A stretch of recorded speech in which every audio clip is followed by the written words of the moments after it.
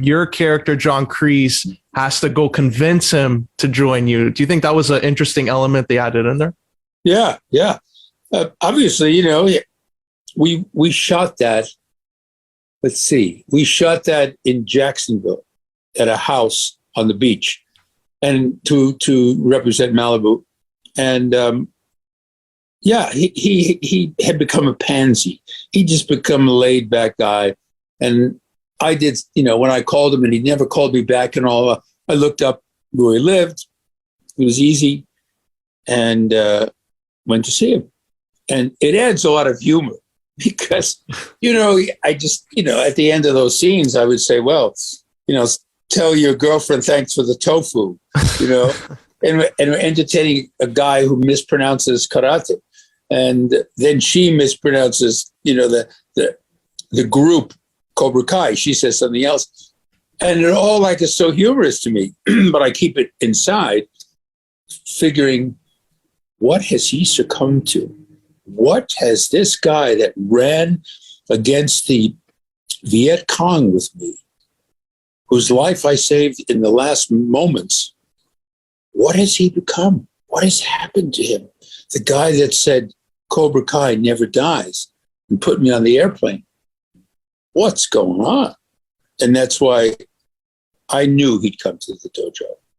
I had to just, even though he said no, I knew that he was restless for the John Kreese style of life. And how was that dynamic? Because the third film, it's not like when you, Ralph, and Billy there, you worked there for the other two films. So already that story's built in.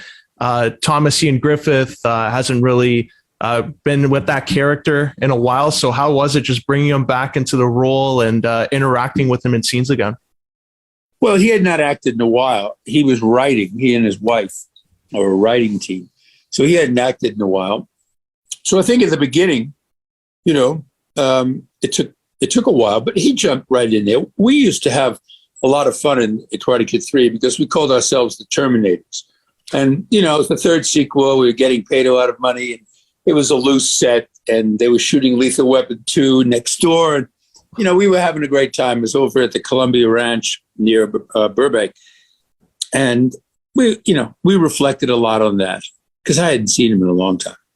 I remember going to his wedding, and he's had some good successes with the writing. So, it took just a couple of episodes, but it was easy. It was easy because it was written clearly. We didn't have to play with the words. So many projects you have to play with the words.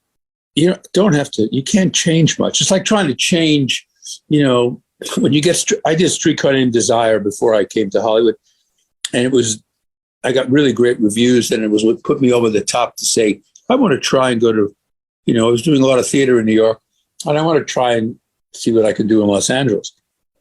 So it was the hump that you get over. So many times you can't, and I remember getting Streetcar Named Desire, there's so many lines, but you can't change anything because it's Tennessee Williams. You're not going to change anything. Everything is pertinent to the moment. So bottom line is you don't change much on their writing. Their writing is clean, and they oversee all the other writers that write. And then when you bring up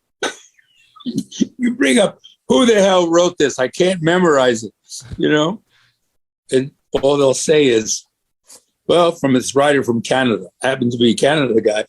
And he says, over the PA comes, a real brilliant writer from Canada.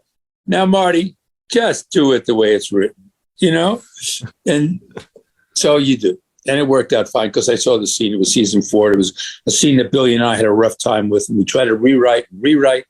And we ended up saying the same words as they created. So one's lucky that we're with very perceptive writers that see the long term of each character's development.